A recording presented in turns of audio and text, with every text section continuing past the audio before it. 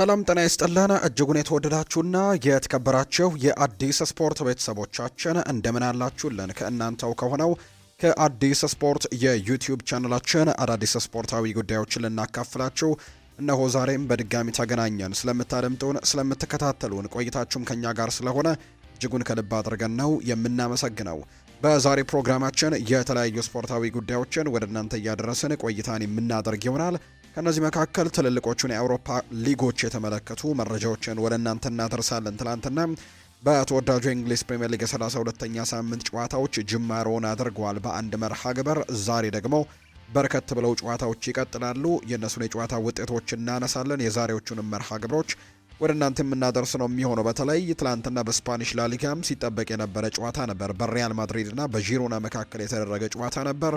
ሪያል ማድሪድ ትላንትና ነጥብ ጥለዋል። በዚህም የስፓኒሽ ላሊጋ ፉክክር ላይ አሁን ላይ ወደ ኋላ እየቀረም ያለ ይመስላል። ምክንያቱም ባርሴሎና ዛሬ የሚያደርገውን ጨዋታ ማሸነፍ የሚችል ከሆነ በላሊጋው ላይ ጥቂት ጨዋታዎች እየቀሩ ወደ 9 ነጥብ ያሰፋዋል ማለት ነው ልዩነቱንና እንግዲህ እነዚህ ሁለት ቡድኖች ነጥባቸው እየተራራቀ መምጣቱን ተከትሎ የሪያል ማድሪድ የዘንድሮ የላሊጋ ፉክክር እያበቃ እየመሰለ እንደሚገኝ ነው ትላንትና የተመለከትነው። ከትላንትናው ጨዋታ ጋር ገና እያይዘን አንዳንድ ጉዳዮችን እናነሳለን። ክለቦችን የተመለከቱ ስፖርታዊ ጉዳዮችንም ሰፋ አድርገን ወደ እናንተ የምናደርስ ነው የሚሆነው። እስከ ፕሮግራማችን ፍጻሜ ድረስ አብራችሁኝ እንድትቆዩ በአክብሮት ጋብዛለሁ። ቪዲዮአችንን ላይክ፣ ቻናላችንን ሰብስክራይብ እያደረጋችሁ ቆይታችሁን ከኛ ጋር አድርጉ። ከመሸጋገሪያው በኋላ በድጋሚ እንገናኛለን። አብራችሁኝ ቆዩ።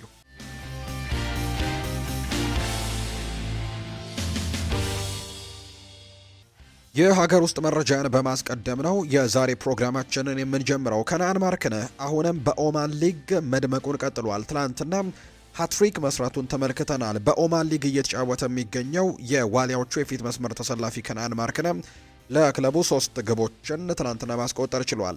ከነአን ቡድኑ አልሸባብ ትላንትና አልሳልማይልን 7-0 ባሸነፈበት ጨዋታ ነው 3 ጎሎችን አስቆጥሮ ሃትሪክ እንደሰራ የተመለከትነው። ከነአን ማርክነህ በኦማን ሊግ 17 ጎሎችን በማስቆጠር የሊጉ ኮከብ ግብ አስቆጣሪነትን በጣምራ እየመራ ይገኛል።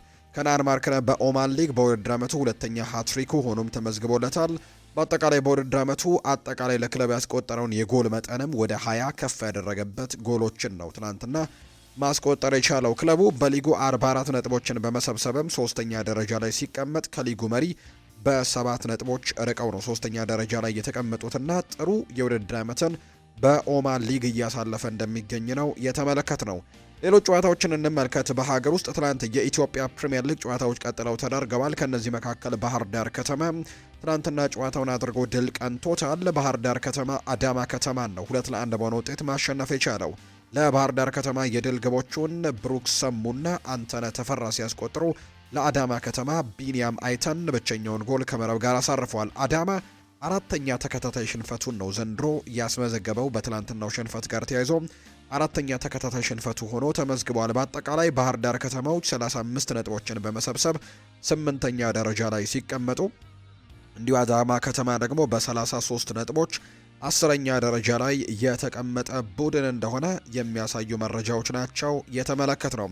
ሌላኛው መቻል የሊጉን መሪ ሲዳማ ቡናን የረታበትም ጨዋታ ትናንትና ከተደረጉት መርሃ ግብሮች መካከል ሲጠበቅ የነበረው ነው። የኢትዮጵያ ፕሪሚየር ሊግ ትልቁ የተባለው የዚህ ሳምንት መርሃ ግብር የሊጉ መሪ ሲዳማ ቡናና እዛው አካባቢ የሚገኘው መቻል የተገናኙበት ጨዋታ ነበር።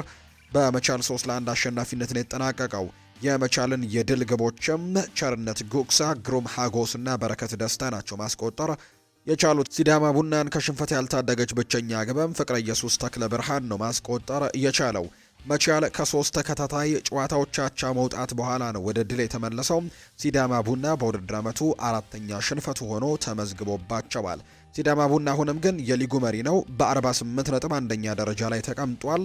ከሁለተኛ ደረጃ ካለውም የተወሰኑ ርቀቶች ያሉት መቻል ደግሞ 4ኛ ነው የተቀመጠው በ40 ነጥብ 4ኛ ደረጃ ላይ የተቀመጠ ቡድን ሆኗልና የኢትዮጵያ ፕሪሚየር ሊግ የዚህ ሳምንት መርሃ ግብሮች ደግሞ እነዚህን ነበር የሚመስሉት። ወደ ውጭ ሀገር ስፖርታዊ መረጃዎቻችን በቀጥታ እናምራ። የአውሮፓ ታላላቅ ሊጎችን እንመልከት። ትላንትና በተወዳጁ የእንግሊዝ ፕሪምየር ሊግ የ32ኛ ሳምንት የመክፈቻው ጨዋታ ትላንትና ምሽት ነው የተደረገው። ሲጠበቅ የነበረ ጨዋታ ነው። ምክንያቱም ይህ ጨዋታ በወራጅ ቀጠና ውስጥ የሚገኙ ሁለት ቡድኖችን ያገናኘ መርሃ ግብር ነው። ዌስትሃም ዩናይትድ እና ወልቨርሃምፕተን ወንደረርስ ያደረጉት መርሃ ግብር እንደነበር እናስታውሳለን። የኑኖ ኤስፕሬንቶ ሳንቶ ቡድን ዌስትሃም ዩናይትድ ዘንድሮ ለመትረፍ በጣም ትልቅ ጥረቶችን እያደረገ ነው። በጣም ቅርብም እንደነበር እናስታውሳለን። ወራጅ ቀጠናው አካባቢ ላይ ኖቲንግሃም ፎረስት፣ ቶተንሃም እና ዌስትሃም ዩናይትድ የአንድ ነጥብ ልዩነት ነበር የነበራቸውና በጣም ተቀራራቢ አይነት ውጤቶች እንደነበራቸው እናስታውሳለን። አንድ ጨዋታ ለማሸነፍ ከወራጅ ቀጠናው እንደሚወጣ በተደጋጋሚም ሲነገር እንደነበር እናስታውሳለን እና የትላንትናው ጨዋታ ለዌስትሃም ዩናይትድ እጅግ በጣም ወሳኝ ይሆን ነበር ለመትረፍ የሚያደርጉት ጉዞ ላይ። በአንጻሩ ወልቨርሃምፕተን ወንደረርስ በማቴማቲካል ካልኩሌሽን ካልሆነ በስተቀር የመትረፍ እድሉ በጣም ጠበብ ያለ ነው።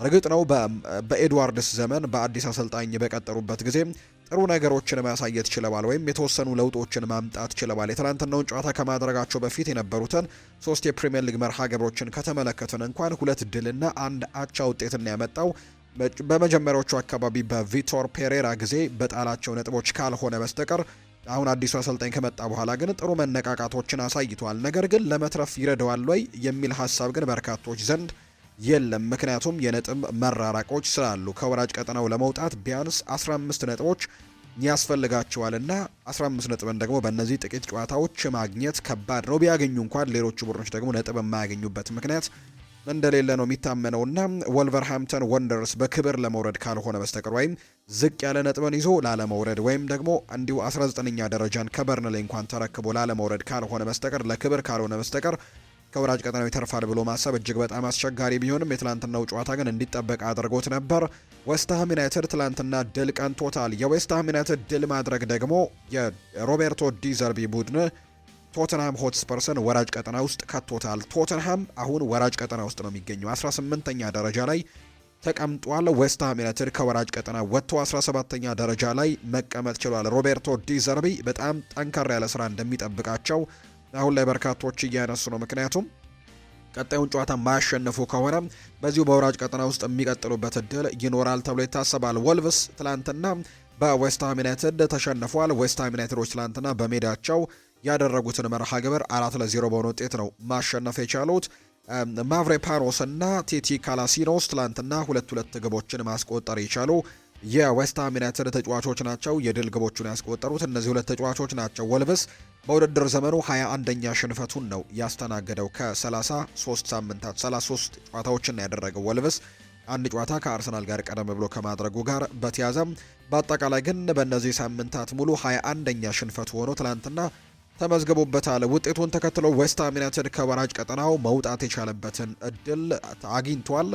በአንጻሩ አሰልጣኝ ሮቤርቶ ዲ ዘርቢን የሾመው ቶተንሃም ደግሞ ዌስትሃምን ተክቶ ወራጅ ቀጠና ውስጥ የገባ ቡድን እንደሆነ ነው የተመለከትነው። ቶተንሃም በወራጅ ቀጠናው ላይ ሲገኝ ከ18 ዓመታት በኋላ ትላንትና ለመጀመሪያ ጊዜ ነው ገጥሞት አያውቅም። ወራጅ ቀጠና ውስጥ አምና ምንም እንኳን 17ኛ ደረጃ ላይ ሆኖ ቢያጠናቀቅም ነገር ግን የወራጅ ቀጠናው የሚባለው ወይም ደግሞ መውረዳቸውን የሚያረጋግጡት ቡድኖች 18ኛና 19ኛ እንዲሁ 20ኛ ደረጃ ላይ የሚቀመጡ ቡድኖች ናቸውና ይሄኛው ዞን ውስጥ ወይም 18ኛ 19ኛና 20ኛ ደረጃ ውስጥ ገብቶ አያውቅም ለ18 ዓመታት። ቶተንሃም ሆትስፐርስ ትላንትና ለመጀመሪያ ጊዜ እዚህኛው ዝርዝር ውስጥ መካተቱን አረጋግጧል ከ18 ዓመታት በኋላና ሮቤርቶ ዲ ዘርቢ በጣም ጠንከር ያለ ስራ ይጠብቃቸዋል ተብለው ይታሰባል። በቀጣይ የሚደረጉት ጨዋታዎች በጣም በትልቅ ጉጉት ይጠበቃሉ። አሁን 15ኛ ደረጃ ላይ የተቀመጠው ሊድስ ዩናይትድ፣ 16ኛ ደረጃ ላይ የተቀመጠው ኖቲንግሃም ፎረስት፣ 17ኛ ደረጃ ላይ የተቀመጠው ዌስትሃም እና 18ኛ ደረጃ ላይ የተቀመጠው ቶተንሃም እነዚህ ላለመውረድ ወይም ደግሞ ከበርንሌና ከወልቭስ ጋር እነዚህ በአብዛኛው የመውረድ እድላቸው በጣም ሰፋ ያሉ ከመሆናቸው ጋር በተያዘ ነው።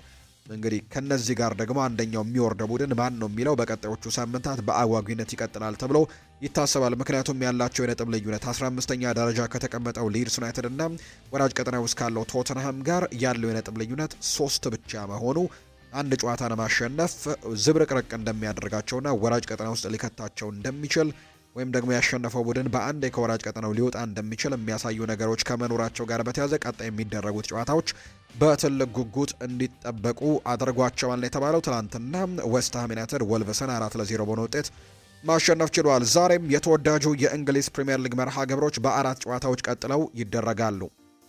ቀን 8 ሰዓት ከ30 ሲል አርሰናልና ቦርንመዝ ጨዋታቸውን የሚያደርጉ ነው የሚሆነው። ይሄ ጨዋታ በትልቅ ጉጉት ይጠበቃል። ምክንያቱም አርሰናል የዛሬውን ጨዋታ ማሸነፍ አሁንም ለዋንጫ በተለይ ለፕሪሚየር ሊግ ዋንጫ የሚያደርገውን ጉዞ በደንብ ከፍ አድርጎ ይገፋለታል ወይም ደግሞ አንድ እርምጃ ወደፊትም እየቀደመ የሚሄድበትን እድል ያገኛል። የዛሬውን ጨዋታ ማሸነፍና በትልቅ ጉጉት የሚጠበቅ ጨዋታ ይሆናል ተብሎ ይታሰባል። የእነዚህን ሁለት ቡድኖች ያለፉት የእርስ በርስ ግንኙነትን ከተመለከትን ግን ቦርንመስ ትልቅ ተጋጣሚ እንደሚሆን ይታመናል። ምክንያቱም ባለፉት 3 ጨዋታዎች አርሰናል አንዱን ሲያሸንፍ፣ ሁለቱ ጨዋታዎች ግን በቦርንመዝ አሸናፊነት ነው የተጠናቀቁት።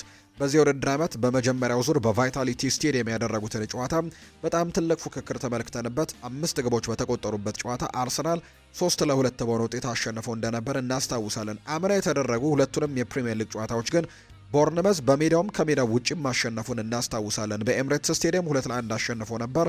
በሜዳቸው ደግሞ በቫይታሊቲ ስቴዲየም ያደረጉት ጨዋታ ደግሞ 2-0 ነበር ማሸነፍ የቻሉትና በርካቶች በጉጉት የሚጠብቁት ጨዋታ እንዲሆን የሚያደረገው አንደኛው ጉዳይ ቦርንመስ ከአርሰናል ጋር ያለው የተፎካካሪነት ሪከርድ እንደሆነ በርካቶች ያነሳሉ። የዛሬው ጨዋታ እንዲሁ ይጠበቃል። 60704 ደጋፊዎችን በሚይዘው ኤምሬትስ ስቴዲየም ይህ ጨዋታ ይደረጋል። ማይክል ኦሊቨር የዚህ ጨዋታ የመሃል ዳኛ እንደሆነው እንደተሾሙ ነው ይፋ የተደረገው። ይህንን ጨዋታ በመሃል ዳኝነት ይመሩታል። በአርሰናል በኩል ኤብሪቼ ኢዜ፣ ፒየሮ ሂንካፒ እና ሚኬል ሜሪኖ በዛሬው ጨዋታ ላይ ላይኖሩ እንደሚችሉ ይፋ ተደርጓል። ኤብሪቼ ኢዜ ልምምድ እንደጀመረም የምናውቀው ጉዳይ ነው። በኋላ ላይ አሰልጣኝ ሚኬል አርቴታ የሰጡትን መግለጫ በስፋት ወደ እናንተ እናደርሳለን። ከተጫዋቾች ጉዳት ጋር በተያያዘ ያነሷቸው በጣም ጠንከር ያሉ አስተያየቶች ከመኖራቸው ጋር በተያያዘ አርሰናሎች የዛሬውን ጨዋታ የማሸነፍ ትልቅ ቅድመ ግምትን አግኝተዋል። ፕሪሚየር ሊጉንም ለማሸነፍ በጣም በትልቁ እድሎችን የሚያገኙበት ይሆናል ተብሎ ይታሰባል። ምክንያቱም ዛሬ ጨዋታውን ማሸነፍ የሚችል ከሆነ አርሰናል ነጥቡን 73 ማድረስ ይችላል። ስለዚህ ማንቸስተር ሲቲ ነገ ከቼልሲ ጋር ጨዋታውን እስኪያደርግ ድረስ ያላቸው የነጥብ ልዩነትን ወደ 12 ማስፋት የሚችልበት እድልን ያገኛልና በጣም በትልቁ የራስ መተማመንን የሚያገኝበት እንዲሁ ማንቸስተር ሲቲዎች ላይም ጫናዎችን ሊያሳድር የሚችል አይነት ውጤትን ማስመዝገብ የሚችሉበት ጨዋታ ይሆናል ተብሎ ይታሰባል። የዛሬው ጨዋታ ቀን 8 ሰዓት ከ30 ሲል ነው የሚደረገው። የዚህን የጨዋታ ውጤት ግምቶቻችሁን ኮሜንት ቦክስ ላይ ልታጋሩን ትችላላችሁ። አርሰናልና ቦርንመዝ የሚያደርጉት የዛሬው መርሃ ግብር ግን በርካቶች በጉጉት የሚጠብቁት ጨዋታ ሆኗል። ሌላኛው የሚደረገው መርሃ ግብር ቀን 11 ሰዓት ላይ 2 ጨዋታዎች ይደረጋሉ። ብሬንትፈርድ በሜዳው ጂቴክ ኮሚኒቲ ስቴዲየም ጨዋታውን ያደርጋል። ከኤቨርተን ጋር የሚደረግ መርሃ ግብር ነው። ይህ ጨዋታ ቀን 11 ሰዓት ላይ ነው የሚደረገው። ወራጅ ቀጠናው ላይ የሚገኘው በርንሌይ በተርፈ ሙር የፋቢያን ሃርዝሌርን ቡድን ብራይተን ኤንድ ሆቭ አልቢዮንን የሚያስተናግድበት ጨዋታ እንዲሁ ዛሬ ይጠበቃል። ውጥንቅጥ ውስጥ የሚገኘው ሊቨርፑል ዛሬ ምሽት 1 ሰዓት ከ30 ሲል ከፉልሃም ጋር ጨዋታውን የሚያደርግ ይሆናል። የሊቨርፑልም ጨዋታ በጉጉት ይጠበቃል። ምክንያቱም በአውሮፓ ቻምፒየንስ ሊግ በእርግጥ እንግዲህ አርሰናል በዚህ ሳምንት በአውሮፓ ቻምፒየንስ ሊግ ማሸነፉን ተከትሎ በሚቀጥለው የውድድር ዓመት በፕሪሚየር ሊግ ላይ ያሉ ቡድኖች 5 ሆነው ነው በቻምፒየንስ ሊግ ላይ የሚሳተፉትና ትልቅ እድልም ተመቻችቶላቸዋል። እርግጥ ነው ነገር ግን አሁንም ቢሆን ቼልሲም ውድድር ውስጥ ስላለ ቼልሲ 6ኛ ደረጃ ላይ ነው የተቀመጠውና አሁንም ፉክክር ውስጥ መኖሩን ተከትሎ ሊቨርፑል አሁንም የአውሮፓ ቻምፒየንስ ሊግ ተሳትፎን ለማግኘት በጣም በትልቁ ጥረቶች ማድረግ ይኖርበታል ተብሎ ይታሰባል። ያለፉትን 3 ተከታታይ ጨዋታዎች ደግሞ በሁሉም ውድድሮች መሸነፋቸውን እናስታውሳለን። ከኢንተርናሽናል ብሬኩ በፊት በፕሪሚየር ሊግ ጨዋታ ተሸንፈው ነበር። ከዛ ውጭ ከኢንተርናሽናል ብሬኩ መልስ ያደረጓቸውን 2 ጨዋታዎች በኤፍኤ ካፕ በማንቸስተር ሲቲም 4-0 ከዛ ውጪ እንዲሁ ደግሞ በቻምፒየንስ ሊግም በፓሪስ ሰን ዠርሜን 2-0 በሆነ ውጤት መሸነፋቸውን እናስታውሳለንና በአጠቃላይ 3 ተከታታይ ጨዋታዎችን ተሸንፈዋል። ከዛ ውጪ በፕሪሚየር ሊጉ ደግሞ ያለፉትን 3 ጨዋታዎች ማሸነፍ አልቻለም። 2ቱን ተሸንፎ በአንዱ አቻ ውጤት ነው ያስመዘገበውና አሁንም የአሰልጣኝ አርነ ስሎት ቆይታ እንዲረጋገጥ የዛሬውን ጨዋታ ማሸነፍና የአውሮፓ ቻምፒየንስ ሊግ ተሳትፎን ቦታንም ማረጋገጥ ይኖርባቸዋል ተብሎ ይታሰባል። ለሁሉም ደግሞ ምሽት ላይ የሚደረገው ጨዋታ ልክ ምሽት 1 ሰዓት ከ30 ሲል በአንፊልድ ስቴዲየም የሚደረገው ጨዋታ ምላሽ ይሰጠናል ተብሎ ይታሰባል። ሊቨርፑልና ፉልሃም ጨዋታቸውን የሚያደርጉ ነው የሚሆነው። የማርኮ ሲልቫው ቡድንም ቀላል ተጋጣሚ ይሆናል ተብሎ አይታሰብም። ፉልሃምና የዛሬው ጨዋታ እንዲጠበቅ ያደረገበት ምክንያትም አንደኛው ይሄኛው ነው። ወደ ስፓኒሽ ላሊጋ እናምራም። በስፓኒሽ ላሊጋም ትላንትና አንድ ጨዋታ ተደርጓል። ሲጠበቅ የነበረ መርሃ ግብር ነው። ሎስ ብላንኮቹ ትላንትና ነጥብ የጣሉበት ውጤት ነው የተመዘገበው። ሪያል ማድሪድ ትላንት ከዢሮና ጋር ነው የላሊጋ መርሃ ግብራቸውን ያደረጉት። 1-1 በሆነ ውጤት ጨዋታቸውን አጠናቀዋል። 2 ቆንጆ ጎሎችን ትላንትና ተመልክተናል። በሎስ ብላንኮቹ ሪያል ማድሪድ በኩል ልማደኛው ፌዴሪኮ ቫልቬርዴ ትላንትና ቆንጆ ጎል ማስቆጠር ችሏል። ከዛ ውጭ የዢሮናን ጎል ደግሞ ያስቆጠረው ቶማስ ልማር ነው። እሱም ቆንጆ የሆነ ጎል ነው ትላንትና ማስቆጠር የቻለው። ሪያል ማድሪድ ያለፉትን 3 ጨዋታዎች ማሸነፍ አልቻሉም። በ2ቱ ተሸንፎ በአንዱ ደግሞ ነጥብ ተጋርቶ የወጣበት ውጤት ነው የተመዘገበ። አሁን የላሊጋው ፉክክር እያከተመ የመጣም ይመስላል። ምክንያቱም ሪያል ማድሪድ ትላንትና ነጥብ ጥሏልና ዛሬ ባርሴሎና ድል የሚቀናው ከሆነ የነጥብ ልዩነታቸውን ወደ 9 ማስፋት የሚችሉበትን እድል ያገኛሉ። ስለዚህም ጨዋታውን ማሸነፍ የሚችሉ ከሆነ ባርሴሎና የተሻለ እድልን በደንብ የሚያሰፉበትን አጋጣሚ ያገኛሉ ተብሎ ይታሰባል። በአጠቃላይ ግን ሪያል ማድሪድ ትላንትና ነጥብ መጣሉን ተከትሎ ነጥቡ 70 ላይ ቀርቷል። ወይም 69 ነጥብ ነበረው። አንድ ነጥብ ማግኘቱን ተከትሎ 70 ነጥብ ላይ ሆኖ ሁለተኛ ደረጃ ላይ የተቀመጠ ቡድን ነው። ሪያል ማድሪድ በቀጣይ ሮብ ደግሞ ትልቅ የአውሮፓ ቻምፒየንስ ሊግ መርሃ ግብር ይጠብቀዋል። የፊታችን ረቡዕ ከባየር ሚኒክ ጋር ጨዋታውን እንደሚያደርግ ነው በርካቶች የሚጠብቁትና ያ ጨዋታን በትልቅ ጉጉት ይጠበቃል። ዛሬም በስፓኒሽ ላሊጋ የሚደረጉ ሌሎች ጨዋታዎች ያሉ ሪያል ሶሴዳድ ከዲፖርቲቮ አላቬስ ጋር የሚያደርገው ጨዋታ ይጠበቃል። ይህ ቀን 9 ሰዓት ላይ የሚደረግ መርሃ ግብር ነው።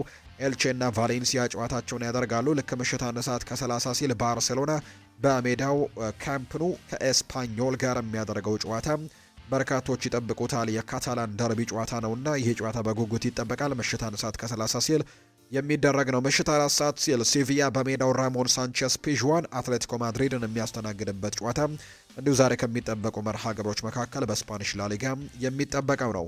በፍሬንች ሊግ 1 ትናንትና 2 መርሃ ግብሮች ነበሩ። ፓሪስ ኤፍሲ አዲስ አዳጊው ቡድን ሞናኮን 4-1 በሆነ ሰፊ ውጤት ማሸነፍ ችሏል እና በርካቶች ያልጠበቁት ውጤት ነው የተመዘገበው። ፓሪስ 4-1 በሆነ ውጤት ማሸነፍ ችሏል። ይሄም ከፓሪስ ሰን ዠርሜን በጣም በቅርብ ርቀት ላይ የሚገኝ ቡድን እንደሆነ የዋናው ከተማ ቡድንም እንደሆነ በርካቶች ያውቃሉ። ዘንድሮ ነው ወደ ፍሬንች ሊጓን የሚያደገው።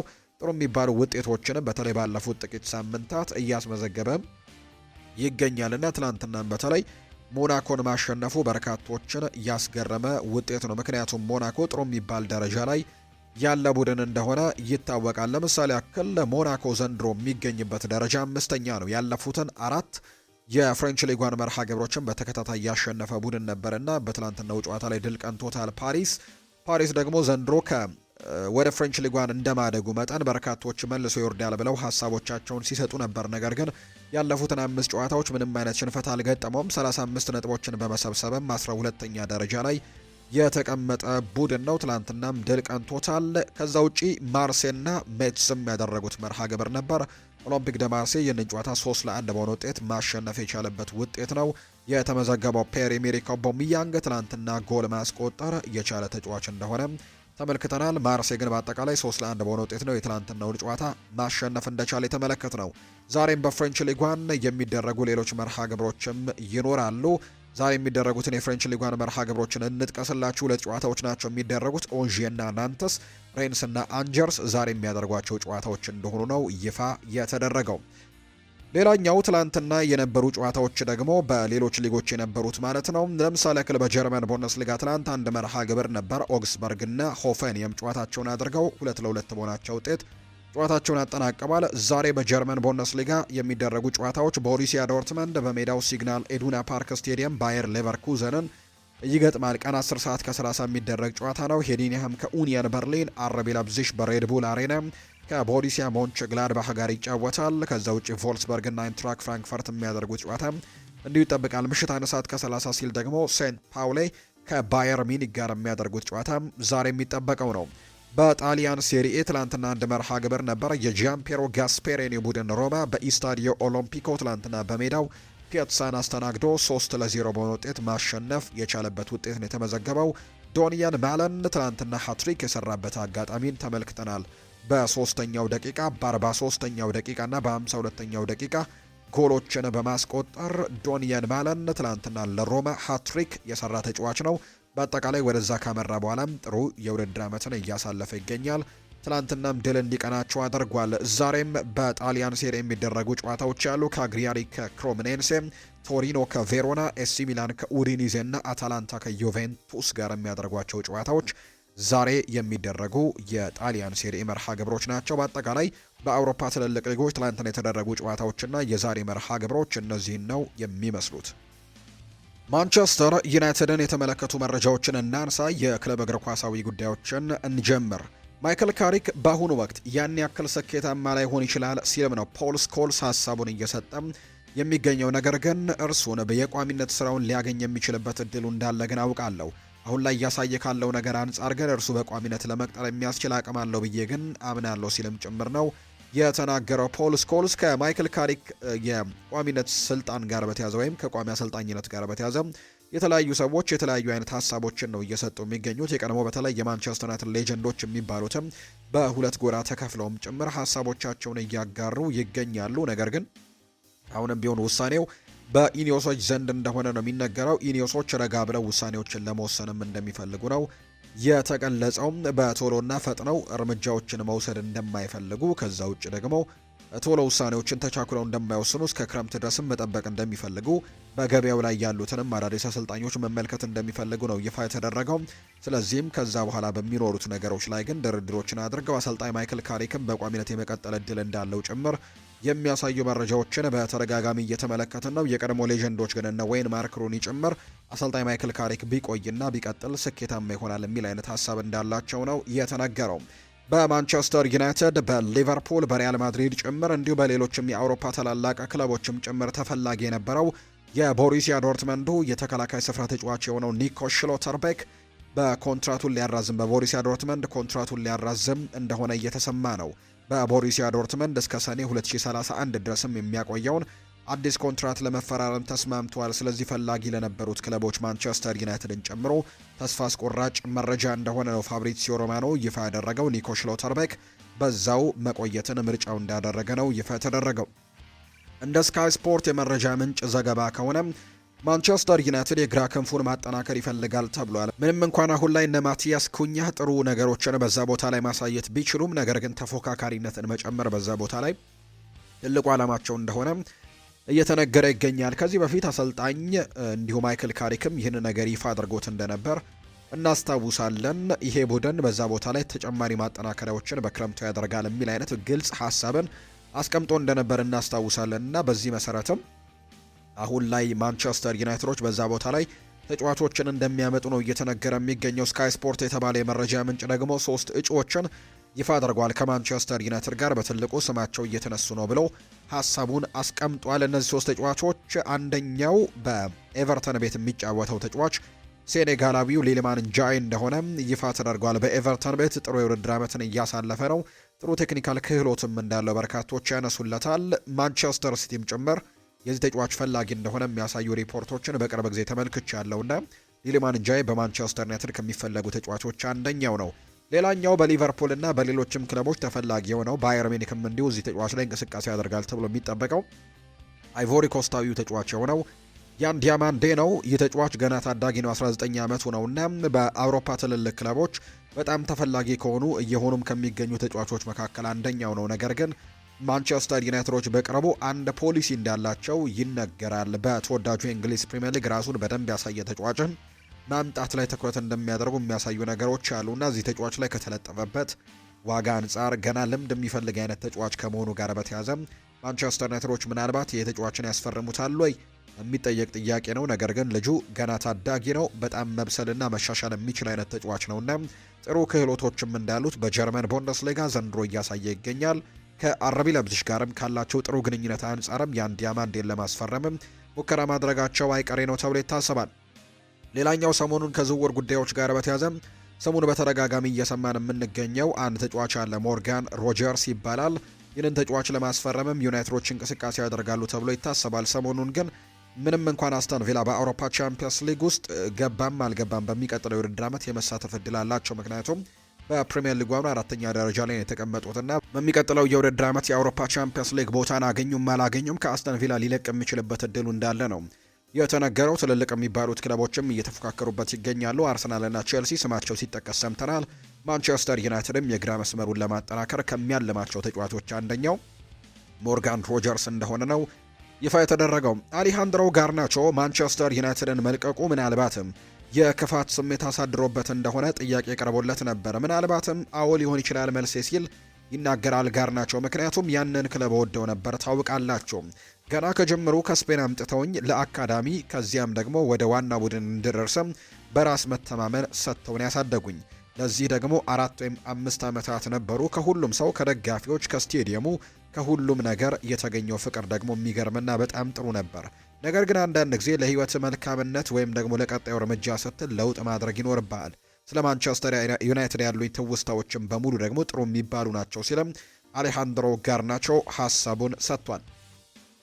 ለረጅም ዓመት ጫና በሞላበት ከባቢ ውስጥ ኖር ያለው ብለዋል ማይክል ካሪክ ሀሳቡን ሲናገር። እዚህ ያለው ማለትም ግቦቻችንን እንድናሳካም ከደጋፊዎቻችን የሚመጣው ከፍተኛ ድጋፍ እንዲሁም ሁሉም በዚህ ክለብ ላይ ደግሞ የሚኖረው ትኩረት ከሆነ ደግሞ ጊዜ በኋላ ትላመደዋለህ ወይም ደግሞ ጠንካራ ያደርግሃል። እናም እንደኔ ያለ ደግሞ ሰው እነዚህ ከውጪ ሲታዩ ከባድ የሚመስሉ ነገሮች ምን ያክል ጠቃሚ እንዳልሆኑ በደንብ እረዳለሁ። ምክንያቱም በህይወቴ በሙሉ በከባድ ጫናዎች ውስጥ ያሳለፍኩባቸው ጊዜያቶችም በጣም በርካታ ናቸው ሲልም ጭምር ነው የተናገረው። አሰልጣኝ ማይክል ካሪክ ነው ይህንን ሀሳብ እየሰጠም የሚገኘው። አርሰናልን የተመለከቱ መረጃዎችን እናንሳ። አርሰናል የማክሰኞ ምሽቱን ድል ዛሬ በኤምሬትስ ስቴዲየም እንደሚደግመው እኔ ሙሉ እምነት አለኝ፣ አርሰናል ቦርንመዝን ያሸንፋል ብሏል። የቀድሞ የኒውካስል ዩናይትድ ተጫዋች የነበረው አለን ሺረር ነው ይህንን ሀሳብ የሰጠው። አለን ሺረር ለአርሰናልና ቦርንመዝ ጨዋታ የሰጠው ትንታኔም በርካቶችን እያነጋገረ ይገኛል። አለን ሺረር አርሰናል በኤምሬትስ ስቴዲየም ቦርንመዝን እንደሚያሸንፍ ሙሉ በሙሉ እምነት አለኝ ሲልም ነው የተናገረው። ጨዋታው ለቡድኑ የዋንጫ ጉዞ እጅግ ወሳኝና ወሳኙ ምዕራፍ እንደሚሆንም ማምናለሁ። ይህንን ጨዋታ ማሸነፍም አርሰናልን ዋንጫውና ያመጣለታል ሲልም ጭምር የተናገረው። ቡድኑ በሳምንቱ አጋማሽ በአውሮፓ ቻምፒየንስ ሊግ ስፖርቲንግ ሊዝበንን በማሸነፍ ያሳየው የሜዳ ላይ ብቃትንና የተመለሰበትን የአሸናፊነት ሞራልም ዛሬም መድገም ይኖርበታል ሲል ይናገራል። ከዚህ ቀደም በኤፍኤ ካፕና በካራባኦ ካፕ ያስተናገዱት አሳዛኝ ሽንፈትም የሚያስረሳ ድልም ማስመዝገብ እንዳለባቸው ነው በደንብ አውቃለሁ ሲልም ጭምር የተናገረው። ይሄ ጨዋታ አርሰናል የደጋፊዎችን በራስ መተማመን ከፍ ለማድረግና በተቺዎቹ የሚሰነዘሩትን ጫናዎችን ጸጥ ለማሰኘት የሚጠቀምበት ትልቅ እድል መሆኑንም አለን ሺረር ጨምሮ እየተናገረ እንደሚገኝ ነው መረጃዎች የወጡት። ሌላኛው ቪክተር ዮኬረሽ ከአንድ ሚዲያ ጋር ባደረገው ቃለ ምልልስ ላይ የተለያዩ ሀሳቦችን አንስቷል። እያንዳንዱ ተጫዋች በሙያ ዘመኑ የተለያዩ ልምዶችንና የተለያየ ስሜት አለው ሲል ነው ቪክተር ዮኬረሽ የሚናገረው። አንዳንድ ጊዜ የተለየ አስተሳሰብ ይዞ መምጣትና ነገሮችን በተለየ መንገድ መመልከት ሁልጊዜም አስፈላጊ ነው ብዬ አስባለሁ ለኔ ሲልም ይናገራል። ነገር ግን በክለብ ውስጥ ያለ እያንዳንዱ ሰው የያዘው ተመሳሳይ ዓላማና አብሮ በመስራት ዋንጫን ማሸነፍ ነው። በቡድን ውስጥ ደግሞ ዋንጫዎችን ያሸነፉ ብዙ ተጫዋቾች ያሉ፣ እናም በዚህ የውድድር ዘመን እንደገና ማድረግም የምንፈልገው ይህንን ነው ሲልም ጭምር ነው የተናገረው ቪክተር ዮኬሬሽ ሲናገር። ቪክተር ዮኬሬሽ ይቀጥልና ከሚኬል አርቴታ ጋር አብሮ ስለመስራትም በተመለከተ ጥያቄ ቀርቦለት ነበር። በጣም አስደሳች ነበረ። ብዙ አዳዲስ ነገሮች ያሉ፣ እናም ደግሞ እዚህ በየቀኑ ትማራላችሁ። እናም ከዚህ አንጻር በጣም ጥሩ ነው። በየቀኑ እንደ ግለሰብና እንደ ቡድን ሊያሳድገን ይሞክራል። እናም እኔ በስልጠናና በጨዋታዎች ውስጥም የራሴን ምርጥ ብቃት ለማሳየትና እንደ ተጫዋችም እድገት ለማድረግም እየሞከርኩኝ ነው ሲል ቪክተር ዮኬሬሽ ሀሳቡን እየሰጠም ይገኛል። ማርቲን ኦዴጋርድ በዛሬው የቦርንመዝ ጨዋታ እንደሚመለስ አሰልጣኝ ሚኬል አርቴታ ይፋ አድርገውታል። ስለ ቡካዮ ሳካ፣ ዩሪያን ቲምበር እና ሪካርዶ ካላፊዮር የሚጠየቁት አርቴታ ከትላንትናው ዛሬ ተሻሽለዋል ሲሉ ነው የተናገሩት። በዛሬው ጨዋታ ላይ ይመለሳሉ ወይ ለሚለው ግን አላውቅም፣ ምናልባት የተወሰኑት ሊመለሱ ይችላሉ የሚል ምላሽን ነው የሰጡት። ወደ ልምምድ የተመለሰው ኤቢሪቼ ኢዜ ግን ጨዋታው ላይ ዝግጁ መሆኑን ከአሰልጣኙ አንደበትም መሰማቱ ነው ዘገባዎች የጠቆሙት። በሌላ በኩል ሚኬል ሜሪኖ ከውድድር ዘመኑ መጠናቀቅ በፊትም እንደሚመለስ አሰልጣኝ ሚኬል አርቴታ ያሳውቀዋል። ይሄ ውድድር ዓመት ለሚኬል ሜሪኖ አልተጠናቀቀም፣ በመጨረሻዎቹ ሳምንታት ላይ ይመለሳል የሚል ተስፋም እንዳለን የተነገረው። የሰሜን ለንደኑ ክለብ አርሰናል አሰልጣኝ የሆነው ሚኬል አርቴታ ትናንትና ካስተላለፋቸው ሀሳቦች መካከል ወይም ለቦርንመዙ ጨዋታ ጋዜጣዊ መግለጫ ሲሰጥ ከተናገራቸው ንግግሮች መካከል አንደኛው የክለቡ ደጋፊዎች ጠንካራ ድጋፍ እንዲሰጡትም ጥሪ ያቀርበዋል። በተለይ በዛሬው ጨዋታ ላይ በክለቡ ደጋፊዎች መልእክት ያስተላለፈው አርቴታ በምሳ ሰዓት ጨዋታ ላይ ድባብ ላይ ላይኖር ይችላል፣ ነገር ግን የተለየ አድርጉት። የምሳ ሰዓት ጨዋታ ብዙም ድባብ ላይኖረው እንደሚችል አምናለሁ፣ ነገር ግን እናንተ ግን የተለየ ማድረግ ትችላላችሁ ሲልም ነው የጠየቃቸው። ከጨዋታው በፊት በቦታው ተገኙ ሲሉ ጥሪ ያቀረበላቸው አርቴታ በጨዋታው ወቅትና በኋላ ላይ ታይቶ የማይታወቅ ድባብንም ፍጠሩና እኛንም አስደስቱን ሲልም ጭምር ነው የተናገረው። የክለቡን አርማ ያዙ፣ ሁላችንም በጋራ ሆነን ቡድኑን የምናበረታታና ወደ ድል የምንገፋበት ጊዜው አሁን ይመስለኛል ሲልም ነው አርቴታ የተናገረው።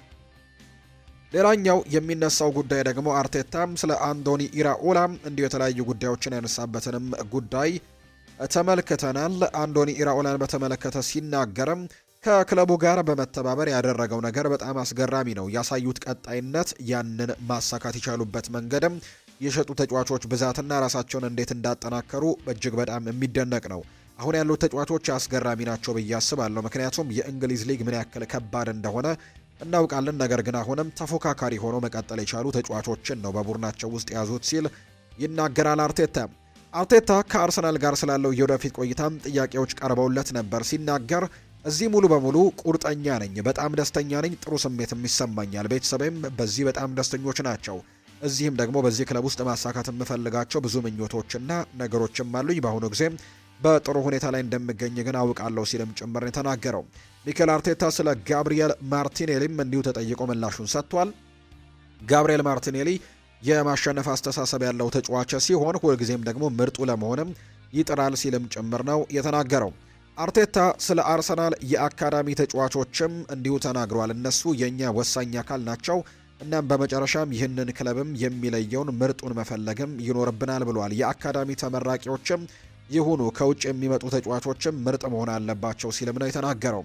ከሃሊ ኢንድ አካዳሚ ተጫዋቾችን ማምጣት ከቻለን የክለቡ ማንነት ስላለ በጣም የተሻለ ይሆናል ብሏል። የምንፈልገውን በትክክል ያውቃሉ፣ ነገር ግን ዋጋቸውን ማረጋገጥ ይኖርባቸዋል። ለአንድ ሳምንት ብቻ ሳይሆን ሁሌም ጥሩ ብቃትና እንቅስቃሴ በማሳየት በከፍተኛ ደረጃ ራሳቸውን መጠበቅ አለባቸው ሲልም ጭምር ነው የተናገረው አሰልጣኝ ሚኬል አርቴታ። በአጠቃላይ ግን ምሳችሁንና ራታችሁን ይዛችሁ ነው ብሏል ሚኬል አርቴታ ለደጋፊዎች ነው ይህንን ሀሳብ የሰጠው። ከማንቸስተር ሲቲ በ9 ነጥቦች ርቆ እየመራ የሚገኘው አርሰናል የዛሬውን ጨዋታ ካሸነፈ ሲቲ ነገ ከቼልሲ ጋር እስከሚያደርገው ጨዋታ ድረስ ልዩነቱ ወደ 12 የሚሰፋ ነው የሚሆነው። ስፔናዊው አሰልጣኝ ሚኬል አርቴታም ጨዋታውን በተመለከተ በሰጡት ጋዜጣዊ መግለጫ ላይ ለደጋፊዎች መልእክት አጋርተዋል። በኤምሬትስ ከቦርንመዝ ጋር የሚደረገው ጨዋታ ከየትኛውም ጊዜ በላይ ወሳኝ መሆኑን የገለጸው ሰውም የአርሰናል ደጋፊዎች በጠዋት ተነሱ፣ ቁርሳችሁን ቀድማችሁ ብሉ፣ ምሳችሁንና ራታችሁን ግን ይዛችሁ ወደ ስቴዲየም ነው። ይሄ ለኛ ትልቅ ታሪክ የምንሰራበት ቀንም ሊሆን ይገባል ሲልም ነው የተናገረው። በዛሬው ጨዋታ ላይ ጉዳት ላይ የነበረው ኤብሪቼ ኢዜ ለመርሃ ግብሩ ዝግጁ መሆኑን አሰልጣኙ ተናግሯል። ሌሎቹ ተጫዋቾች ግን የመመለስ እድል እንዳላቸው ነው ይፋ ያደረገው። በሁለት ሳምንት ውስጥ ከሁለት ዋንጫዎች ውጭ የሆነው አርሰናል ከሁለት ተከታታይ ጨዋታዎች ሽንፈት በኋላ በቻምፒየንስ ሊግ ስፖርቲንግ ሊዝበንን አሸንፎ ወደ ድል መመለሱን የምናስታውሰው ጉዳይ ነው። ዛሬም ያንን ድል ያስቀጥላል ብለው በርካቶች በጉጉት እየጠበቁት ነው የሚገኘው። አርሰናል በዚህ ክረምት የአስተን ቪላውን ሞርጋን ሮጀርስን ለማዘዋወር እያሰበ እንደሚገኝ ይፋ ተደርጓል። ውሉ እስከ 2031 ድረስ የሚቆይ ቢሆንም በኡናይ ኤምሪ ዘመን ያሳየው አስደናቂ ብቃት የአርሰናልን ፍላጎት ስቧል የተባለው፣ ነገር ግን ስምምነት ማድረግ አስቸጋሪና ውድ ይሆናል የሚል አይነት ሀሳብም እንዳለ ጭምር የተነገረውና አርሰናልም የዚህ ተጫዋች ፈላጊ እንደሆነ ስካይ ስፖርት የተባለ የመረጃ ምንጭ ይፋ አድርጓል። የቼልሲን መረጃዎች ደግሞ እንንገራችሁ። ማንቸስተር ሲቲን ማሸነፍ እንችላለን ብሏል። ሊያም ሮስኒየር ነው ይህንን ሀሳብ እየሰጠው። የቼልሲው አሰልጣኝ ሊያም ሮስኒየር ለእሁዱ የማንቸስተር ሲቲ ጨዋታ በፊት የተለያዩ አይነት ሀሳቦችን ትላንትና አጋርተዋል። ካነሳቸው ነጥቦች መካከል ደግሞ ለፔፕ ጓርዲዮላ ትልቅ ክብር አለኝ፣ እሱ ሁሉንም ሰው አነሳስቷል፣ እሱ የማይታመን አሰልጣኝ ነው ሲልም ነው ሊያም ሮስኒየር የሚናገረው። ነገር ግን ቡድኔ እሁድ ማለትም ነገ በማንቸስተር ሲቲ ጨዋታ ላይ ምን ማድረግ እንደሚችል ግን እንዲያሳይ ይፈልጋለሁ ሲል የተናገረው። ሁሉም ጨዋታዎች በጣም አስቸጋሪ ናቸው፣ እሁድ ከባድ ፈተና እንደሚሆንም እናውቃለን፣ ነገር ግን በጉጉት እንጠብቀዋለን ብሏል።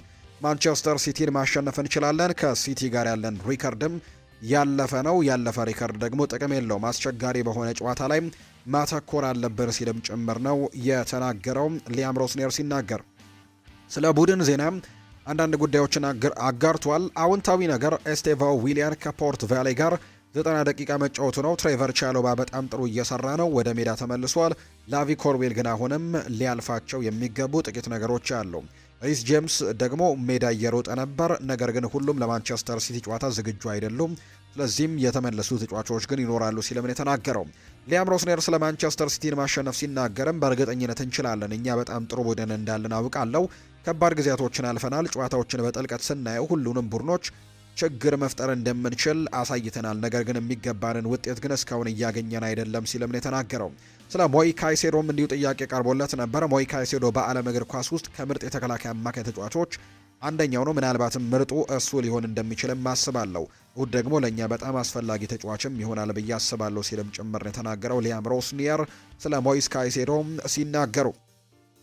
ቸልሲ ሊያም ሮስኒየር በአመቱ መጀመሪያ ከስትራስቡርግ ሲመጣም ከኤንዞ ማሬስካም በ2024 ነው እንግዲህ ያመጡት። ኤንዞ ማሬስካን ያኔ ከሌስተር ሲቲ ነበር ያመጡትና ከሌስተር ሲቲ ሲቀጠር ጊዜ ከነበረው የአሰልጣኝነት ልምድ አንጻር ሊያም ሮስኒየርን አሁን ከስትራስቡርግ ሲያመጡት የተሻለ ልምድ እንዳለው አድርገው ቆጥረው እንዳመጡት ነው የተነገረውና አሰልጣኝ ሊያም ሮስኒየር ያኔ ኤንዞ ማሬስካ ከመጣበት ጊዜ አንጻር የተሻለ ልምድ አለው ብለው እንደሚያስቡ ነው በቸልሲ በኩል መረጃዎች እየወጡ የሚገኙት። ለቸልሲ ቅርብ የሆኑ የመረጃ ምንጮች እንደተናገሩት ከሆነ ካይሴዶና ኮል ፓልመርን ጨምሮ የተወሰኑ የቸልሲ ተጫዋቾች ሊያም ሮስኒየር ለኤንዞ ፈርናንዴዝ ይቅርታ እንዲያደርግለትና የሲቲን ጨዋታ እንዲያጫውተውም በግል እንደጠየቁት ነው ይፋ የተደረገው። ትናንትና ከኤንዞ ማሬስካ ጋር አዲስ የወጣው መረጃ ምንድን ነው ከተባለ ኤንዞ ፈርናንዴዝ ይቅርታ የማሬስካ ሳይሆን የኤንዞ ፈርናንዴዝን ጉዳይ ከተመለከተን ይህ ተጫዋች በይፋ ይቅርታ መጠየቁን የሚያሳዩ መረጃዎች ናቸው ይፋ የተደረጉት። አርጀንቲናዊው ኤንዞ ፈርናንዴዝ በቅርቡ በሰጠው አስተያየት ይቅርታ መጠየቁን አሰልጣኝ ሊያም ሮስኒየር ይፋ አድርገዋል።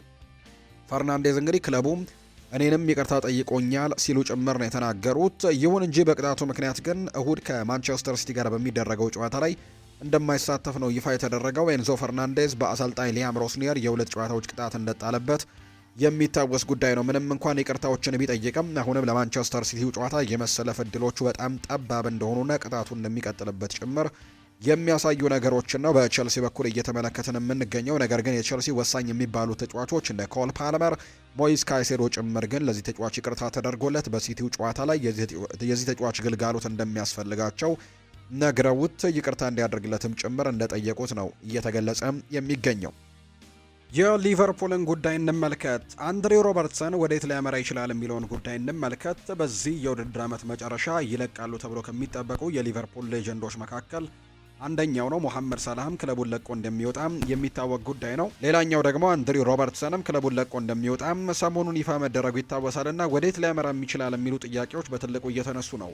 ባለፉት የዝውውር መስኮቶች ሁለት ክለቦች ከዚህ ተጫዋች ጋር ስማቸው ሲነሳ እንደነበር እናስታውሳለን። አንደኛው ቶትናም ሆትስፐርስ ነበር። ከዛ ውጭ አትሌቲኮ ማድሪድም ይህንን ተጫዋች ለማስፈረም ሙከራዎችን ያደረገበት ጊዜ እንደነበር እናስታውሳለን። አንድሬ ሮበርትሰን በውድድር ዘመኑ መጨረሻ ከሊቨርፑል ጋር እንደሚለያይ ይፋ ማድረጉ ይታወሳል። አሁን ላይ ቶትንሃም ተጫዋቹን ለማስፈረም የሚደረገውን ፉክክር እየመራ ነው ተብሏል። የሚሆነው ግን ቶትንሃም ወደ ታችኛው ሊግ የማይወርድ ከሆነ መሆኑን ነው ዘ አትሌቲክ የተባለው የመረጃ ምንጭ ይፋ ያደረገው። ሮበርትሰን በሊቨርፑል ያለው ውልም ማብቃቱን ተከትሎ ቶትንሃምን በነፃ ዝውውርም የሚቀላቀል ይሆናል ተብሎ ነው የሚታሰበው።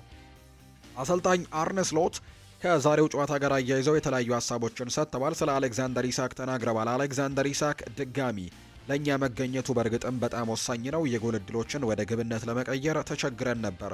እሱ ደግሞ በሕይወቱ ሙሉ ግብ አስቆጣሪ ሆኖ የቆየ ተጫዋች ነውና እሱን መልሶ ማግኘት በጣም ደስ የሚል ስሜት አለው ሲልም ነው የተናገረው። የተጫወተው ለ15 ደቂቃዎች ብቻ ቢሆንም ባለፈው መመለሱ ግን በጣም መልካም ነው። በተሻለ ፍጥነት ወደ ቀድሞ ብቃቱ ይመለሳል ብለን ተስፋ እናደርጋለን ብለዋል።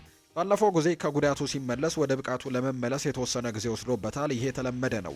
ነገር ግን በዚሁ ጥሩ የማገገሚያ ጊዜ በኋላ ወደምንፈልገው የብቃት ደረጃ በፍጥነት እናመጣዋለን ብለን ተስፋ እናደርጋለን ሲልም ነው አሰልጣኝ አርነ ስሎት ስለ አሌክዛንደር ኢሳክ ሀሳቡን የሰጠው።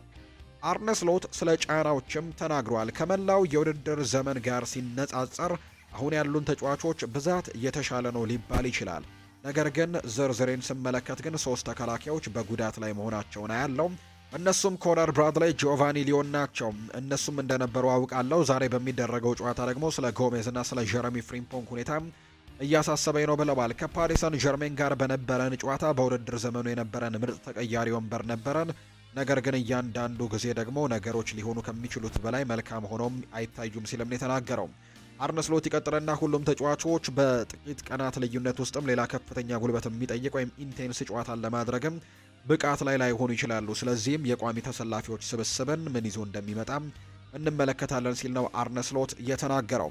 አርነ ስሎት ስለ ትኬት ዋጋም ተቃውሞ ሀሳቡን ሰጥቷል። አንፊልድ በታሪኩም ሆነ እኔ እዚያ በቆየሁበት ጊዜ እነዚህን ደጋፊዎች ለእኛ ምን ያክል አስፈላጊ እንደሆኑ በተግባር አሳይቷል። ለዚህም ደግሞ የቅርብ ጊዜ ምሳሌ የጋላታሳራይ ጨዋታ ነው። በሜዳቸው ደጋፊያቸው በጣም በሚጮሁበት ከባድ ጨዋታ ነበር። ከዚያም አንፊልድ ደግሞ እውነተኛ ጩኸት ምን ማለት እንደሆነ አሳይቷል። አንፊልድ ልዩ የሚያደርገው ይሄ ነው። በጥቅሉ በራሱ ሜዳ መጫወት ለማንኛውም ቡድንም በጣም ጠቃሚ ነው። ደግሞም በድጋሚም ደግሞ በክፉ ጊዜ ሁልጊዜም ደግሞ ያ ድጋፍም ይሰማኛል። ምንም እንኳን ተቃውሞዎች ቢኖሩም ደጋፊዎች እንደ ቀድሞ ግን ሁሉ አጋዥ ይሆናሉ ብዬ ተስፋ አደርጋለሁ ሲልም ጭምር ነው የተናገረው። አሰልጣኝ አርነ ስሎት ይቀጥልና አሊሰን ቤከር ለዛሬው ጨዋታ እንደማይሰለፍ አረጋግጠዋል። በተመሳሳይ በጀረሚ ፍሪምፖንግና በጆ ጎሜዝም የቀድሞ የአካል ብቃት ችግሮች ምክንያት ለነሱም ስጋት እንዳለው ነው ይፋ ያደረገውና በዛሬው ጨዋታ ላይ ይሰለፋሉ አይሰለፉም የሚለው ጉዳይ አጠራጣሪ እንደሆነ ነው ዘገባዎቹ የጠቆሙት። የማንቸስተር ሲቲንም ጉዳይ እናንሳ። እያንዳንዱን ጨዋታ ማሸነፍ አለብን ብለዋል ፔፕ ጓርዲዮላ ነው ይህንን ሀሳብ የሰጠው። የማንቸስተር ሲቲው አሰልጣኝ ፔፕ ጓርዲዮላ ከቼልሲ ጨዋታ በፊት አስተያየታቸውን ትላንትና ሰጥተዋል።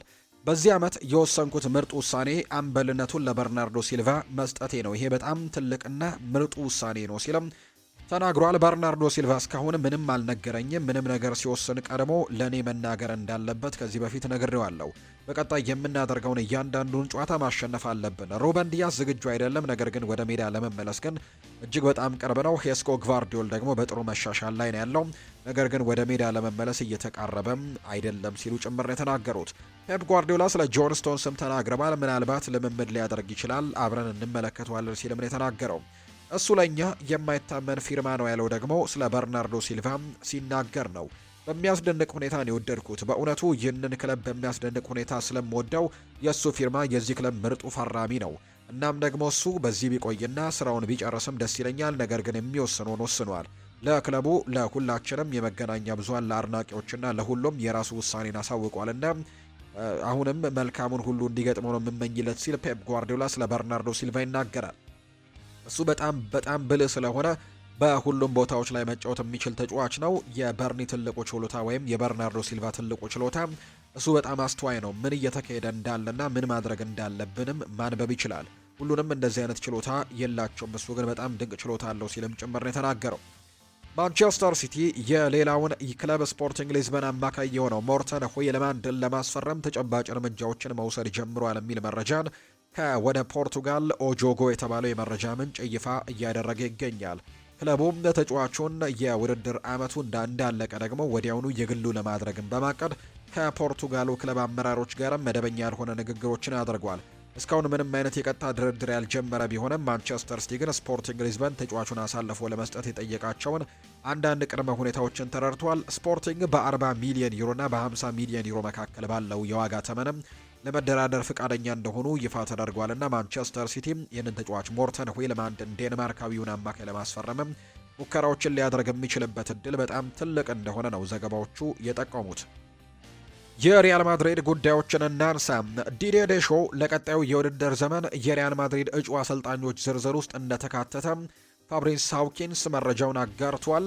በርካቶችንም አስገርሟል የዲዲዬ ዴሾ በሪያል ማድሪድ የአሰልጣኝነት ዝርዝር ውስጥ መካተት። ነገር ግን ሪያል ማድሪድ ለዲዲዬ ዴሾ ስላለው ፍላጎት አንዳንድ መረጃዎች ወጥተዋል። በተለይ ከአርኤምሲ ስፖርት የተገኙ ዝርዝር ተጨማሪ መረጃዎች እንደሚያሳዩት ከሆነ ክለቡ በፈረንሳይ ብሔራዊ ቡድን እንዲሁ ውስጥ ደግሞ ያሳየውን የመሪነት ብቃትን እጅጉን እያደንቁለታል የሚሉ አይነት ሀሳቦች ናቸው እየወጡ የሚገኙት። በፈረንሳይ ብሔራዊ ቡድን እያደረገ ያለው ስራ እጅጉን የሚያደንቁለት እንደሆነ ጭምር ተናግረዋል። ከዛ ውጭ ደግሞ እንደ ክለብ አሰልጣኝነት በሞናኮና በማርሴ በነበረው ቆይታ ከዛ ውጭ እንደ ምርጥ ተጫዋችነቱ ደግሞ እጅግ ሰፊ ልምድ እንዳለው ያምናሉ። ቀደም ሲል አንዳንድ አለመግባባቶች ቢኖሩም አሁን ላይ ግን በሪያል ማድሪድ በኩል እንደዚህ አይነት ተጫዋቾች በፈረንሳይ ኮከቦች ኤምባፔ፣ ቹዋሜኒ፣ ካማቪንጋ እና ሜንዲ ጋር በጣም ጥሩ ግንኙነት አለው አሰልጣኙ። ስለዚህም ደግሞ ወደዚህ ቡድን ማምጣት ሊጠቅማቸው እንደሚችል ያምናሉና በዚህ ዝርዝር ውስጥ እንዳካተቱት ነው የተናገረው። አልቫሮ አርቤሏ ከባየር ሚኒክ ጋር ስለሚደረገው የአውሮፓ ቻምፒየንስ ሊግ ጨዋታ ሀሳቡን ሰጥቷል።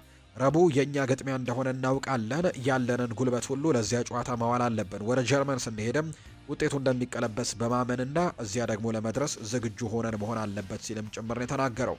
አንድ ዘጋቢ አርቤሏን ቪኒሲዮስ ጁኒየር እና ኬሊያን ኤምባፔ ጎል ስላለማስቆጠራቸው ጠይቆት ነበር። አርቤሏ ይናገራል ከአምስቱ ምርጥ ተጫዋቾች መካከል ሲሆኑ ስላላቸው ቁጥር መጨነቅ አልጨነቅም ሲልም ጭምር ነው አርቤሏ ምላሽ የሰጠው። በጣም አስደናቂ የሆነ ጨዋታ አልተጫወትንም፣ እናውቃለን። ይሄ ጨዋታ ለማሸነፍ የሚያስችል አቅም ነበረን ብሏል። ከዢሮና ጋር ትናንትና የነበረውን ጨዋታ በተመለከተ ሲናገር ቋሚ አስተላለፍን ለማሸነፍ በቂ ጥንካሬ ነበረውና በተጫዋቾቹ ጥረት የበለጠ ጎል ማስቆጠር ነበረብን፣ ነገር ግን ሳይሳካልን ቀርቷል ሲልም ነው የተናገረው። አልቫሮ አርቤሏ ነው ይህንን ሀሳብ እየሰጠው። ሪያል ማድሪድ ኬሊያን ምባፔን በቋሚ 11 ውስጥ ከተመለሰ በኋላ 3 ተከታታይ ጨዋታዎችን ማሸነፍ አልቻለም። እሱ ሳይኖር ግን 5 ተከታታይ ጨዋታዎችን በማሸነፍ ችለው እንደነበር የሚያሳዩ ቁጥሮችም ጭምር እየወጡ ነውና በአጠቃላይ ትናንትናው ጨዋታ ግን ማሸነፍ እንዳልቻሉና አስተያየቶቻቸውንም እየሰጡ እንደሚገኙ ጭምር ነው የተመለከትነው። በሪያል ማድሪድ በኩል የባርሴሎናን ጥቂት መረጃዎችም እናጋራችሁም። ስለ ዓለም ዋንጫው ምን ታስባለህ ተብሎ ማርክ አንድሬ ቴር ሽቴገን ጥያቄ ቀርቦለት ነበር። አሁን ላይ ምንም ነገር አላስብም፣ ምክንያቱም ጤንነቴ እጅጉን በጣም አስፈላጊው ነገር ነው። ምንም እንኳን በዓለም ዋንጫ ላይ የመሳተፍ ፍላጎት ቢኖረኝም አሁን ላይ በጣም መረጋጋትን እመርጣለሁ። በእንቅስቃሴዎች ውስጥም ጥሩና ነጻነት ይሰማኛል። በጣም አስፈላጊው ነገር ጤነኛ መሆን ነው። ከዚያም በውድድር ዘመኑ መጨረሻ ላይ የሚሆነውን አብረን እንመለከታለን፣ ምክንያቱም ለዓለም ዋንጫው ማለፍም አስቸጋሪ ነው ሲልም ጭምር ነው የተናገረው። ስለ መልሱ ጨዋታ ከአትሌቲኮ ማድሪድ ጋር ስለሚደረገው ጨዋታም እንዲሁ ይናገራል። ከእንደዚህ አይነት ሁኔታ መመለስም ምን እንደሚመስል ስለማውቅ ተረጋግተን ይህንን ነገር ማሸነፍ አለብን ሲል ደግሞ ጭምር ነው የተናገረው። ሃንስ ፍሊክ ይናገራል። ከላሊጋ ቻምፒየንስ ሊግን ስለማስበለጥም ተጠይቆ ነበር። ሃንስ ፍሊክ ሲናገር ሊጉ ወይም ላሊጋ ቻምፒየንስ ሊግ ላይ የምንጫወትበት ምክንያት ነው። የእያንዳንዱ አሰልጣኝ ተጫዋቾችና ደጋፊዎች ህልም ቻምፒየንስ ሊግን ማሳካት ነው። ለዚህም ነው ደግሞ እዚያ የተገኘ ነው ብለዋል። ስለ ሮበርት ሌቫንዶስኪ ቆይታም ተጠይቆ ነበር ሃንስ ፍሊክ። ከዚህ በፊት መልሼዋለሁ ይህንን ጥያቄ፣ አሁንም መልሴ ያው ተመሳሳይ ነው። ስለዚህ ነገር የምናወራው ጊዜ ላይ አይደለንም። ሌላ ትልቅ ዓላማ አለን። ተጫዋቾቼ ትኩረታቸው ሊሆን የሚገባው እሱ ላይ ነው ሲልም ጭምር ተናግሯል። በዛሬው ጨዋታ ለላሚን ያማል እረፍት ስለመስጠትም ተጠይቆ ነበር። እስኪ እንዴት ማኔጅ እንደምናደርገው እናያለን። ሁሌም ቢሆን ጨዋታዎችን መጀመሩ ለእርሱ አሪፍ ነው፣ ስለዚህም እንመለከተዋለን። እስካሁን አልወሰንኩም፣ እስከ ጨዋታው ሰዓት መዳረሻ ድረስም መጠበቅ አለብን ብለዋል። ሃንስ ፍሊክ ስለ ፍራንኪ ዲዮንግም ተናግሮ ነበር። እሱም ቢሆን ነገሮችን ደረጃ በደረጃ እያስኬደ ነው። ቀጣዩ እርምጃ የሚሆነው ደግሞ ጨዋታው ላይ የምንመለከተው ነው። ከልምምድ በኋላ ምን እንደሚሰማው አይተን ምን ማድረግ እንዳለብንም እንወስናለን ብሏል። ስለ ቫር ሲናገር እኔ እንደማስበው ቫር የመጣው ዳኞችን ለማገዝ ነው። ከአትሌቲኮ ጋር በነበረን ጨዋታ ግን በቫር ክፍል የነበሩት አካላት በጨዋታው ላይ ትክክል ያልሆነ ነገርን ተመልክተናል። እናም ደግሞ ዳኛው በመልሶ ምልከታ እንዲያይ መጥራት ነበረባቸው። ብዙ ማሻሻል ያለቡን ነገሮች እንዳሉ አስባለሁ። እውነት ነው፣ ምርጥ የሚባለውን ጨዋታችን አልነበረም የተጫወት ነው። አንዳንድ ስህተቶችንም ሰርተናል። ነገር ግን ያ ክስተት ግን ጨዋታውን ወስኖታል ሲልም ነው የተናገረው። አልቫሮ አርቤሏ ስለተናገረው ነገርም እንዲሁ ሲናገር ሃንስ ፍሊክ ምንም መናገርም ሆነ ጉልበቴን እዚያ ነገር ላይ ማባከን አልፈልግም። የእርሱ አመለካከት ነው። እኔ ትኩረት የማደርገው በራሴ ቡድን ላይ ነው ሲልም ይናገራል። ሃንስ ፍሊክ ስለ ጋቪ ሲናገሩ ዛሬ ጨዋታውን ለመጀመር ጥሩ አማራጭ ነው። ሙሉ 90 ደቂቃ መጫወት ይችላል አይችልም የሚለውን ደግሞ በጨዋታው ላይ ነው የምንመለከተው ሲል እንዲሁ ሀሳቡን ሰጥቷል። ስለ ዛሬው እንዲሁም ስለ ማክሰኞ ጨዋታም በቡድኑ ስላለው ስሜትም ተጠይቆ እኔ በጣም ጥሩ ስሜት እየተሰማኝ ነው። በልምምድ ላይ ያለው ድባብና ትኩረት ደግሞ በጣም ጥሩ ነው። ተጫዋቾቼ በደንብ ተዘጋጅተውና ትኩረት ሰጥተውም ነው ያየኋቸው ሲልም ጭምር ተናግሯል። ባርሴሎና የአትሌቲኮውን ጨዋታ አስመልክቶ ይፋዊ ቅሬታ ለዩኤፋ ስለማስገባቱም ሲናገር መጨረሻው ምን እንደሚሆን አላውቅም፣ ነገር ግን ክለቡ እኔና ቡድኑን እየደገፈ መሆኑ ጥሩ ነው። ምክንያቱም የተፈጠረው ነገር ኢፍትሐዊ ነበር። ስህተት አንድ ጊዜ ልትሰራ ትችላለህ፣ ነገር ግን 2 ጊዜ አይሆንም። እናም የክለቡ እገዛ ደግሞ ትልቅ ድጋፍ ነው ሲልም ጭምር ነው የተናገረው። በዛሬው ጨዋታ የተጫዋቾች ለውጥ ሲኖራል ወይ ተብሎ ተጠይቆ ነበር። እንመለከተዋለን። እርግጥ ነው ተጫዋቾቻችንን መጠበቅና የሚጫወቱበትን ደቂቃ ማኔጅ ማድረግ ይጠበቅብናል። በቡድን ውስጥ ብዙ ጥራት አለን። ስለዚህም ደግሞ የሚሆነውን እንመለከታለን። ማን እንደሚጫወትና ማን አስደናቂ ስራንም እንደሚሰራ እንመለከታለን ሲል ነው የተናገረው።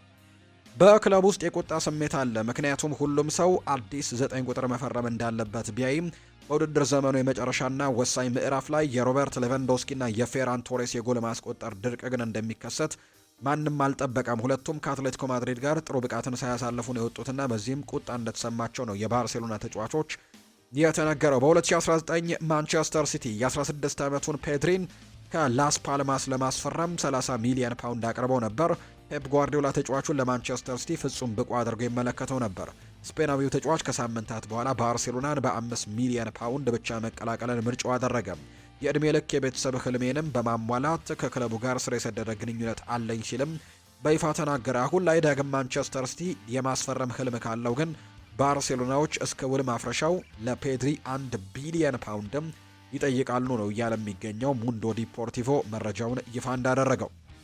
የመጨረሻ መረጃችን እናደርገውና ሴኔጋል የወጣቶች ዋንጫ አሸናፊ መሆን ችላለች። ሴኔጋል የአፍሪካ ትምህርት ቤቶች ሻምፒዮና ውድድር ዋንጫ አሸናፊ መሆን ስትችል እንግዲህ የመጀመሪያ የአፍሪካ ትምህርት ቤት ዋንጫቸውንም ያሸነፉት የሴኔጋል ከ15 ዓመት በታች ቡድን በፍጻሜው የዩጋንዳቸውን በማሸነፍ ነው ባለድል የሆነው። ሴኔጋል በግማሽ ፍጻሜው ሞሮኮን 4-0 በማሸነፍ ነበር ለፍጻሜ ያለፈችው። ሞሮኮ በውድድሩ የስፖርታዊ ጨዋነት ዋንጫን ያሸነፈች ሲሆን ነገር ግን ሽልማቱን ለመቀበል ሳትገኝ መቅረቷን ነው የሚያሳዩ መረጃዎች ይፋ የተደረጉት። የተወደዳችሁና የተከበራችሁ ቤተሰቦቻችን ለዛሬ ያዝንላችሁ አዳዲስ ስፖርታዊ ጉዳዮቻችን እነዚህ ነው የሚመስሉት። ስላደመጣችሁን፣ ስለተከታተላችሁን፣ ቆይታችሁን ከኛ ጋርም ስላደረጋችሁ እጅግ ከልብ አድርገን እናመሰግናለን። ፉአድ ባህሩ የዛሬውን ፕሮግራም እየመራው ከእናንተ ጋር ቆይታን አድርግ ያለው። በቀጣይ ፕሮግራሞቻችን ሌሎች የስፖርታዊ ጉዳዮችን፣ ሌሎች አዳዲስ መረጃዎችን አካተን በድጋሚ ተመልሰን የምንገናኝ ይሆናል። ለዛሬ ግን ስላደመጣችሁኝ፣ ስለተከታተላችሁኝ፣ ቆይታችሁም ከኛ ጋር ስለነበር ከልብ አድርገን እናመሰግናለን። በቀጣይ ፕሮግራሞቻችን በተለይ በምሽቱ ፕሮግራም ሌሎች ርዕሰ ጉዳዮችን ይዘን በድጋሚ ተመልሰን የምንገናኝ ነው የሚሆነው። መልካም ጊዜ፣ መልካም ቆይታ እንዲሆንላችሁም በአክብሮት ተመኘሁኝ።